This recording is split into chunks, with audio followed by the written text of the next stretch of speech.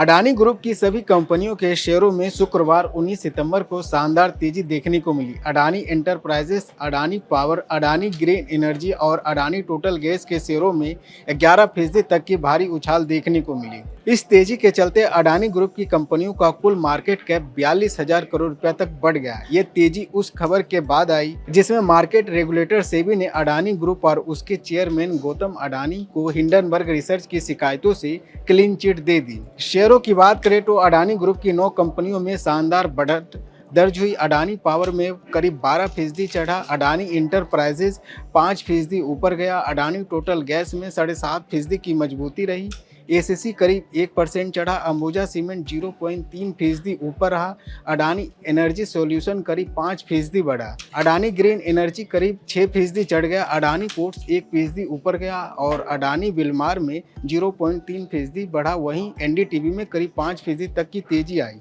साफ है कि सेबी की रिपोर्ट ने निवेशकों का भरोसा एक बार फिर मजबूत किया है। अब सवाल उठता है कि आखिर सेबी ने अपनी जांच में क्या कहा। रिपोर्ट्स के मुताबिक अडानी ग्रुप पर लगे आरोप का कोई सबूत नहीं मिला। ना तो इनसाइडर ट्रेडिंग का मामला सामने आया, ना ही मार्केट मैनिपुलेशन और ना ही पब्लिक शेयर होल्डिंग नॉर्म्स का उल्लंघन। यहाँ तक कि शेयर प्राइस बढ़ाने के लिए रिलेटेड पार्टियों के जरिए फंड डाइवर्ट करने की भी बात को गलत साबित हुई।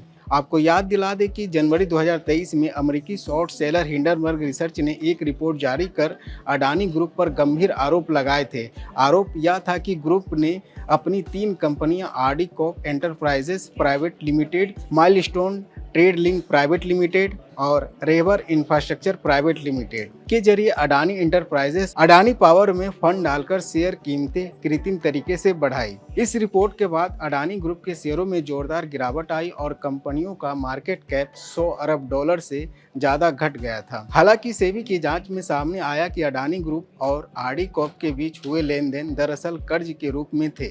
आरडी कॉर्प में लगभग 66% निकासी और 67% जमा लेन देन अडानी ग्रुप से जुड़े थे। अगर इन लेन देन को अलग कर दिया जाए तो कंपनी का बैंकिंग लेन देन बहुत मामूली रह जाता है। सेबी ने यह भी कहा कि उस समय के नियमों के हिसाब से ये ट्रांजैक्शन रिलेटेड पार्टी के तहत नहीं आते थे और इसलिए डिस्क्लोजर नॉर्म्स का उल्लंघन भी नहीं माना जा सकता। गहन जांच के बाद निष्कर्ष निकला कि अडानी ग्रुप या उसके अधिकारियों पर जिम्मेदार तय करने या दंड लगाने का कोई आधार नहीं है। इससे पहले सुप्रीम कोर्ट द्वारा गठित एक्सपर्ट कमेटी भी शुरुआती जांच में कोई गड़बड़ी नहीं पा सकी थी। सेबी की क्लीन चिट के बाद गौतम अडानी ने सोशल मीडिया प्लेटफॉर्म पर एक्स पर प्रतिक्रिया दी। उन्होंने लिखा कि पारदर्शिता और ईमानदारी हमेशा से अडानी समूह की पहचान रही है। उन्होंने यह भी कहा कि वे इन निवेशकों का दर्द समझते हैं, जिन्होंने उन्हें प्रेरित और भ्रामक रिपोर्ट के कारण नुकसान उठाया है और झूठे बातें फैलाने वाले को देश से माफ़ी मांगनी चाहिए।